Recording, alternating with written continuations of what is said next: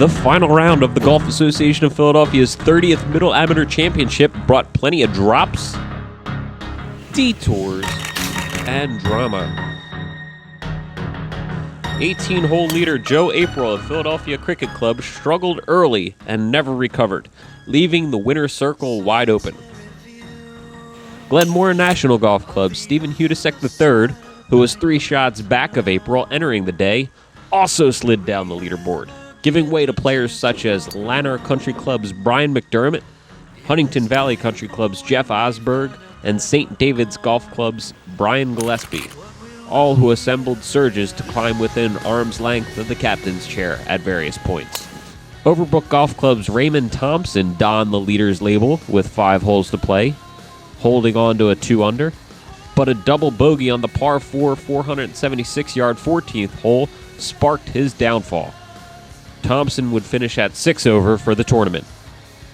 Meanwhile, Stone Harbor Golf Club's Peter Barron III, 6 shots back prior to round 2, converted a gimme birdie on the par 3 130-yard 16th hole to move to 1 over for the tournament.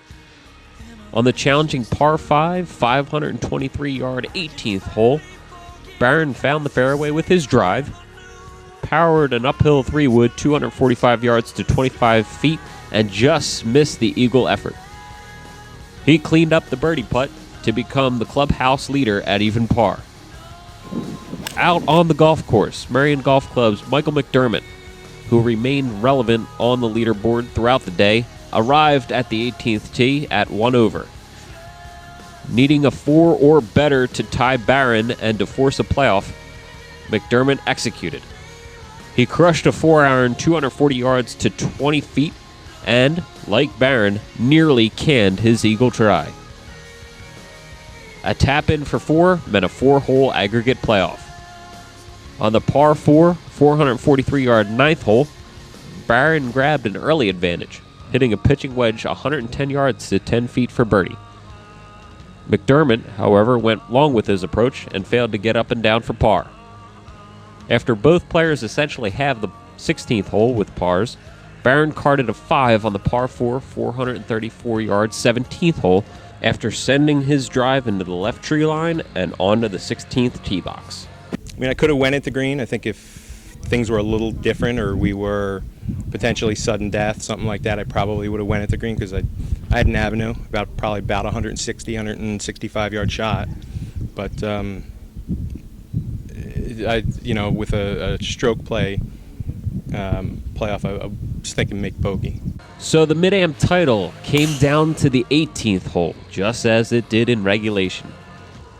Both players deposited their drives into the left fairway bunker, and McDermott caught a break with his second shot. And I caught it just chunky, side hill lie, not a great lie, the whole thing. And I got very, very lucky. There's a little ridge, there's that pot bunker in the middle of the fairway, and I ran right up to the edge, and I think a little ridge just shot me off to the side and really saved me, because if I went in there, the tournament's over. Standing 110 yards from the flag for his third shot, Barron equipped a sand wedge. On a pretty good downslope, hit a solid sand wedge. It was just such a severe downslope that, it came up good, 20 yards short, and then one hopped on the green and spun back down the hill, and just hit a poor chip and a good putt. As for McDermott, he hit a wedge 146 yards to 12 feet in an all too familiar spot on the green. And as it turned out, it was the same exact putt, a half the distance, but same putt I had an hour earlier, when I guess that was to win the tournament an hour earlier for eagle. That having that read was really helpful. McDermott made good on the line to capture his record 4th Mid-Am title. He also won at Fieldstone in 2008. Still just sinking in now 20 minutes later. It was just such a battle for 2 days. It's such a tough course, and the leaderboard was all over the place all day, so there were moments when I was 4 back of Ray Thompson, and he's just playing perfect golf, which he's very capable of, and figuring that he's just going to finish at 2 under, so I had to do something miraculous. And he had his unfortunate stumble, which can happen easily out here. And then I have a feeling I can win it, which I end up in the playoff. And the playoff was such a roller coaster. Pete outplayed me, really did everything but win the playoff, and managed to make a great birdie there on the last, which was sort of a very different way to make a birdie compared to the, maybe an hour earlier when I played it the right way.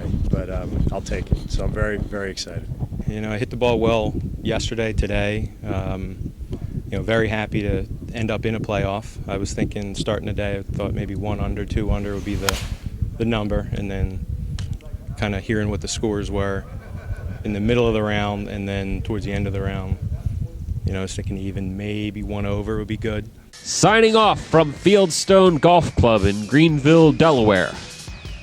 Get TV, Tony Reggie.